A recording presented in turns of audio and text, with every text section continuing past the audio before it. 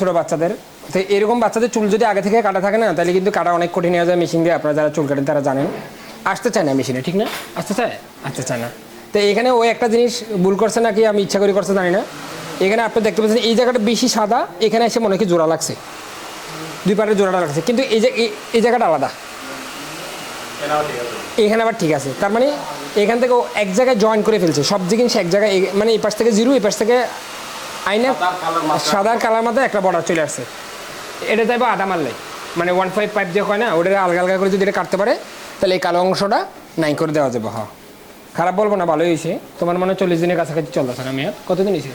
40-45। একটু নামে দেখো আজ থেকে দূর মারো দিয়ে দেবো। তাহলে খুশি আছো তো মোটামুটি? হ্যাঁ আছি, অবশ্যই খুশি আছি। মোটামুটি খুশি না ভালো খুশি? মোটামুটি খুশি ভাই। চেষ্টা করতেছে যতটা সম্ভব, চেষ্টা করতেছে আনপরান লাগাই দিয়ে, কোনো ধরনের অভিনয় নেই, কোনো ধরনের দোকাবাজি নেই, যেদূর সত্য এর দূরই প্রকাশ। কি কও? আশা করি কয়েকদিনের ভিতরেই বড় মানুষদের, আমাদের অন্য যে ট্রেনিং সেন্টার আছে ওখানে যায় বড় মানুষদের কাটা শুরু করবেন। ধন্যবাদ। ইনশাআল্লাহ। হয়েছে।